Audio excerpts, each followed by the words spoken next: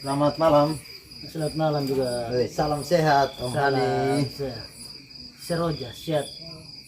Seroja itu apa Om Hani? Seroja itu sehat rohani dan jasmani. Oh, sehat rohani jasmani ya ya. Ini malam ini saya bersama seorang pegiat bambu dari Kenetek Selatan, Om Hani Bora, bincang-bincang sedikit tentang kerajinan bambu dan seperti apa kegiatannya selama ini, memulainya dari mana dulu hingga kemudian sampai sekarang sudah banyak olahannya, hasil kreativitas yang dihasilkan, dipasarkan.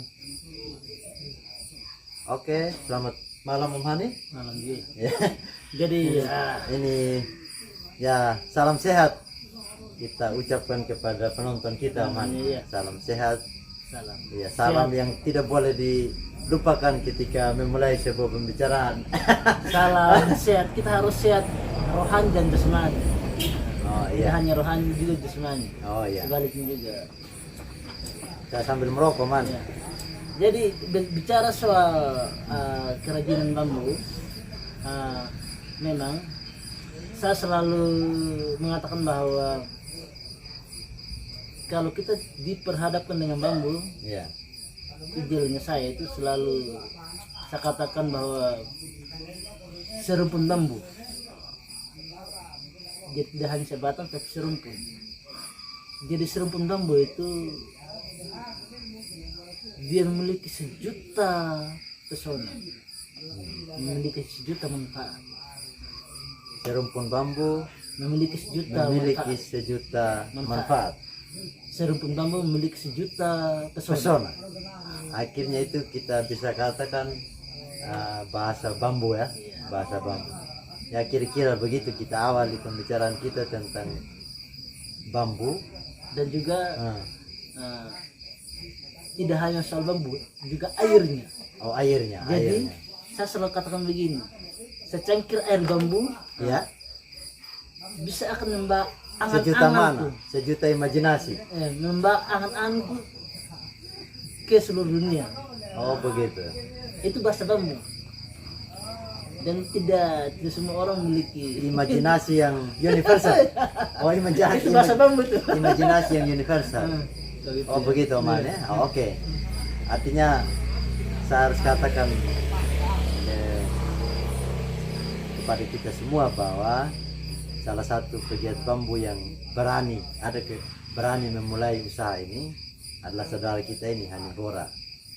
Jadi malam ini saya coba bincang-bincang ringan lah. Iya. Begitu. Siap, Kira-kira mulai kapan itu Om Hani memulai? 2014. 2014 ya. 8 tahun yang lalu. 8 tahun yang lalu itu. Ya. Tidak gampang, lama tuh. Keberanian memulai. Keberanian memulai. Nah, kira-kira Om Hani ketika awal memulai itu tentunya biasanya awal itu sulit ya.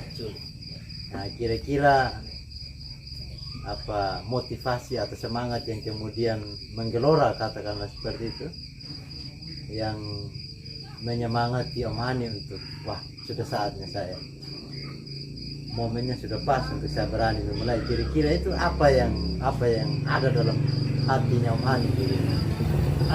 Yang menjadi motivasi saya untuk memulai barang baru ini, kata orang, Ya. adalah berangkat dari sebuah spirit Ya, dari dalam hati jiwanya saya, ya, bahwa kita harus berangkat belajar dari pengalaman orang lain. itu. Jadi saya terkadang iri dengan di luar Pulau Sumba. Ya. Nah ini yang kemudian menjadi spirit saya untuk bagaimana kita kembangkan juga di Sumba. Oh, oke. Tidak hanya di luar. Berarti Om Hani punya pengalaman di luar sana, Iya. bahwa kemudian bambu itu begitu bermanfaat, dimanfaatkan untuk berbagai kebutuhan selain yang sifatnya untuk yang intinya dipakai untuk kebutuhan hari-hari. Iya, Ternyata dia ketika diolah mempunyai nilai jual yang sangat tinggi dan sangat tinggi. nilai seni yang sangat tinggi. Nah itu saya mau tanya Mani, kira-kira pengalaman dari kerajinan bambu itu ada background sedikit untuk Om Hani belajar di luar sana.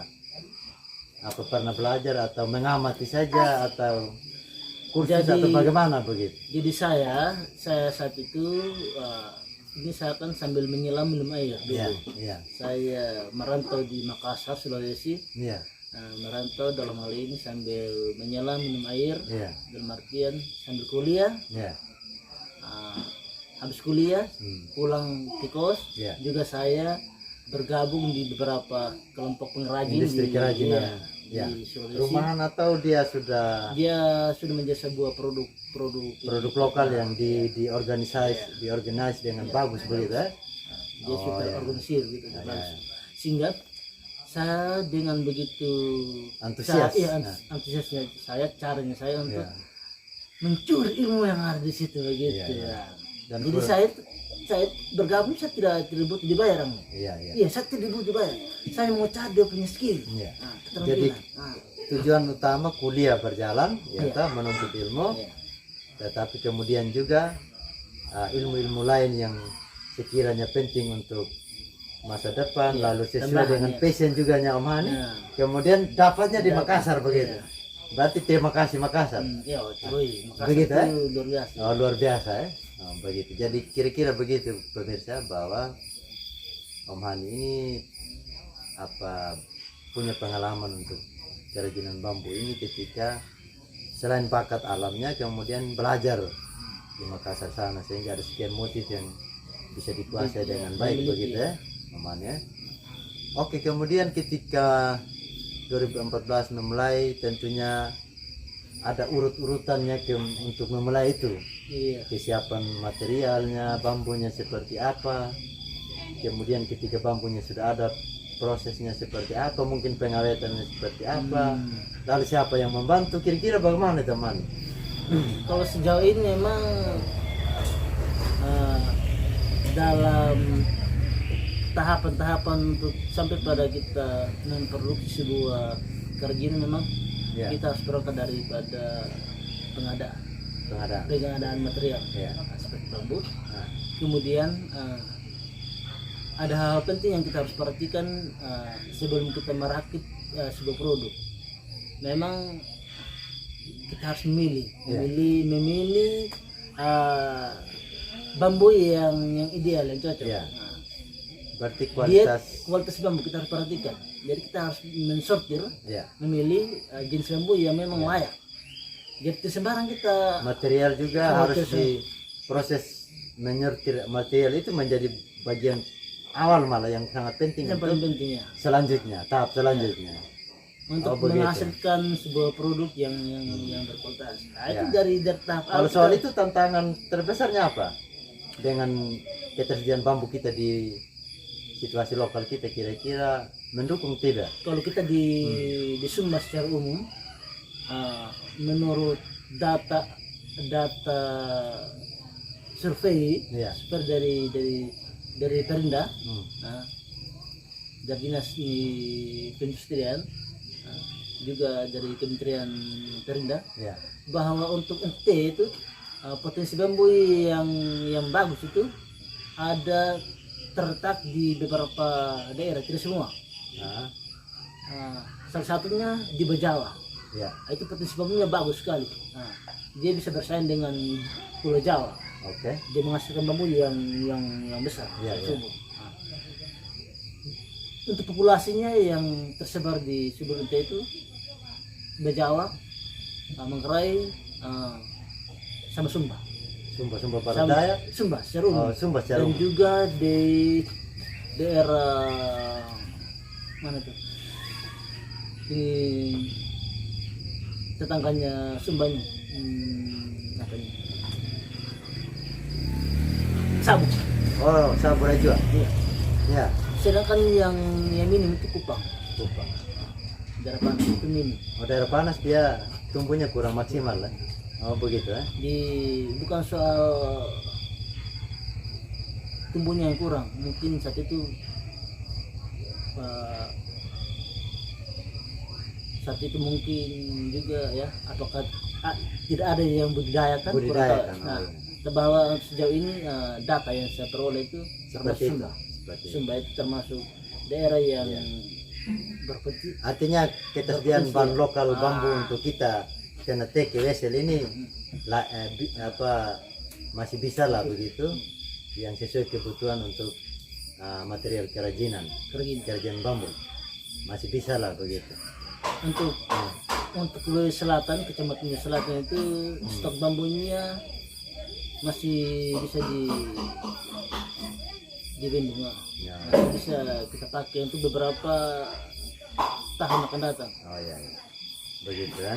Jadi kalau di selatan lihat dia itu bambunya, kalau seandainya kita memproduksi kerajinan dengan menggunakan alat modern sekarang, dengan peralatan yang canggih, saya akan memastikan bambu yang ada di Wesel itu dia hanya bertahan 2-3 tahun. Oh, berarti harus ada kesadaran bersama kemudian untuk menanam bambu lebih banyak.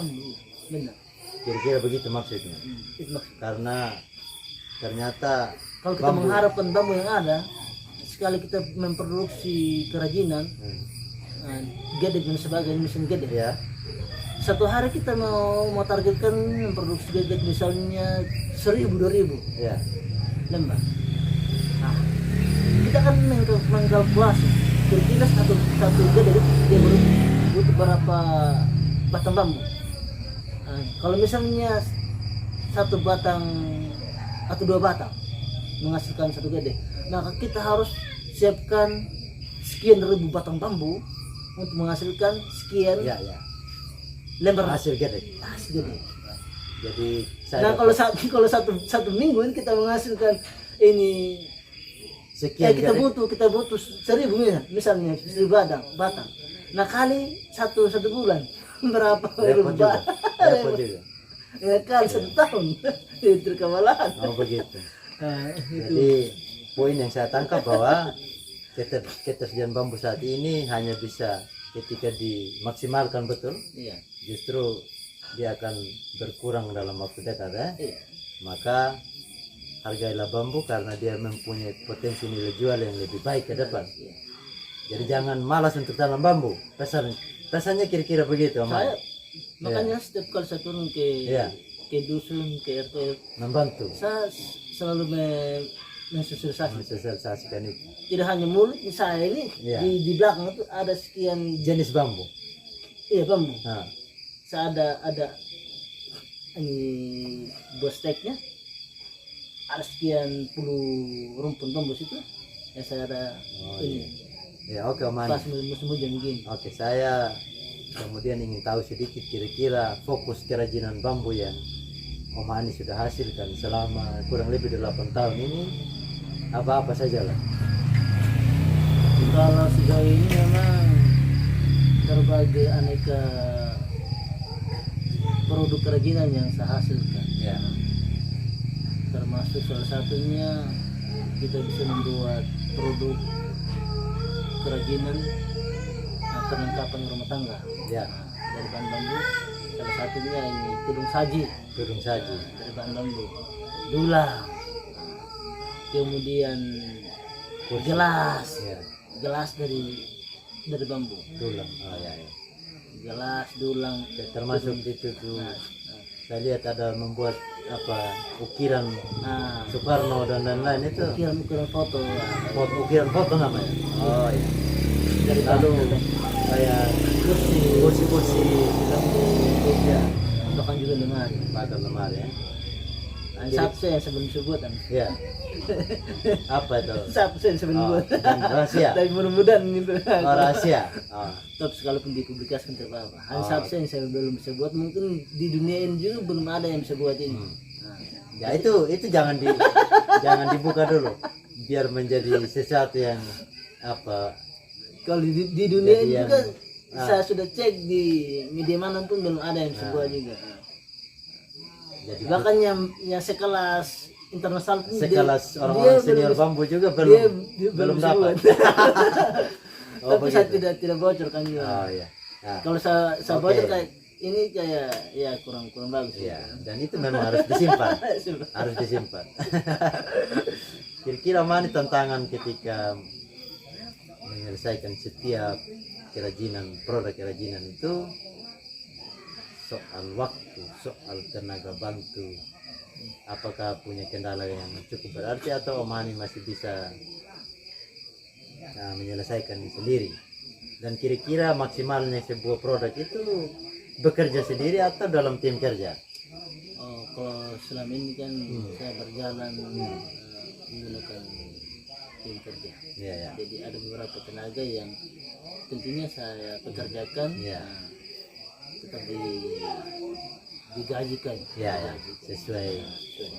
Jadi metodenya setiap produk yang kita hasilkan, Ya. kemudian kita menyepakati bahwa hasil jualan dari produk ini kemudian baru kita Ya, bagi hasil lah. bagi hasil. Nah, begitu.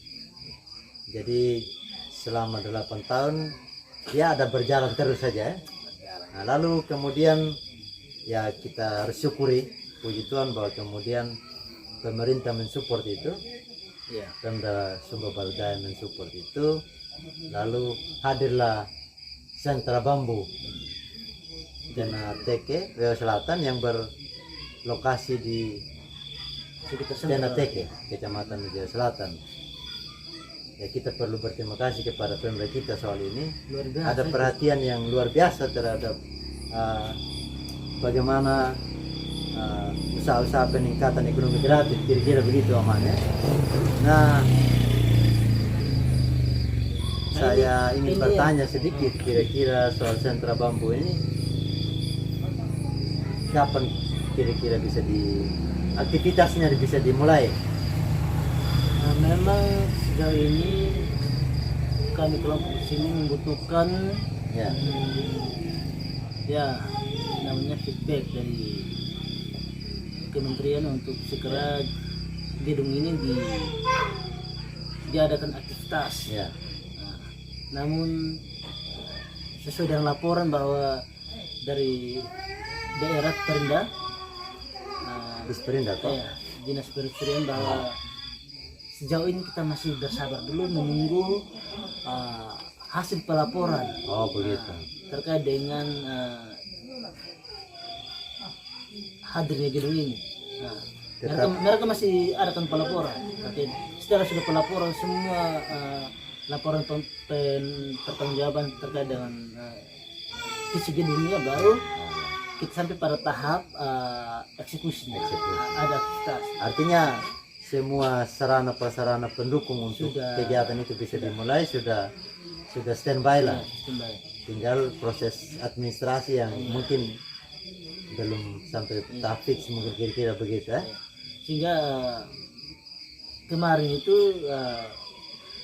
memang luar biasa hadirnya Gubernur Victor Skodat ini ya. dalam rangka kapasitasnya sebagai gubernur untuk Ya. meninjau gedung ini, bukan dalam rangka meresmikan. Jadi semacam support tambahan kehadiran Iya. Bapak Gubernur, Luar biasa itu. dan itu bagi pegiat bambu itu semangat tersendiri ya, Saya- support tersendiri. Saya ini Sampai saya lihat teman dapat topi itu. saya bilang Ya. ini kalau seandainya Bapak Gubernur nonton ini, saya bilang terima kasih Oh, Gubernur ya. Ya. Jadi Topinya begitu. itu kami UKM di desa Bapak Ya. Gubernur kami bisa membuat itu. Ya, Ternyata bahannya juga ada di Sumba. ada di SBD. Tidak hanya di Afrika, memang topinya dari Afrika, tapi di Sumba Tapi juga ternyata kalau kita mau buat bisa saja. Bahannya ada Maka saya di- bilang tuh, setelah saya lihat bahannya, saya bilang, oh sebelum Bapak Gubernur, bahannya juga di Afrika ada di Sumba. ada di Tenteke. Dan saya bilang ada Afrika kecil juga di. Oh begitu Aman. Eh, Jadi begitu teman-teman, bahwa di Tenteke ini ada sesungguhnya sentra bambu ini menjadi semacam aset wilayah juga, yang jika Om Hani dan semua teman-teman yang bergerak di bidang ini ketika terus berjuang untuk mengelola bambu, maka menjadi ya aset dan bisa menjadi peluang kerja lah bagi saudara-saudara yang punya bakat dan passion untuk mengelola bambu. Dan mungkin namanya juga sentra, berarti ya minimal satu Riau Selatan ini desa-desanya mengirim 1-2 orang lah nanti ketika kegiatan ini dimulai, perwakilan. Jadi mungkin begitu wawancara atau cerita singkat lah saya dengan pegiat bambu Riau Selatan Teneteke, Om Hanibora, dan ketemu lagi dengan saya di video-video selanjutnya. Dan salam sehat untuk kita semua, semoga seroja dan sehat rohani jasmani maksudnya, dan ekonomi kreatif di SBD bisa terus berkembang, tidak saja untuk bagaimana membuat bambu mempunyai nilai jual lebih tinggi, tetapi mungkin material lokal lainnya bisa dikembangkan untuk itu. Karena itu seperti itu tuntutan kekinian mungkin juga bagaimana kita bisa inovatif dalam berinovasi dalam kehidupan ini. Saya pikir itu. Terima kasih untuk waktunya Mani. Jadi mungkin closingnya saya tidak terlalu panjang lebar. Saya mengajak seluruh teman sahabat keluarga dimanapun berada. Saya mengajak bahwa marilah kita terus bekerja, berinovasi. Jadikanlah bambu ini sebagai teman sahabat Anda, karena memang serumpun bambu ini lagi-lagi saya mau katakan memiliki sejuta pesona manfaat. Ingat itu. Yang paling sederhana bambu ini juga bagaimana membantu kita dalam meningkatkan pendapatan ekonomi keluarga. Serumpun bambu membawa sejuta pesona.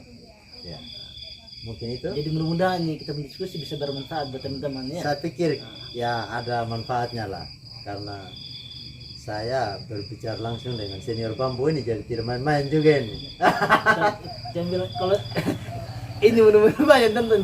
Kalau saya bilang jangan bilang saya senior. Orang bilang orang kalau senior itu senang istri orang. Begitu lagi. Jadi ini itu kita bercanda saja. Jadi closing statementnya itu bahasa bambunya tadi, serumpun bambu membawa sejuta pesona. Terima kasih. Salam sehat.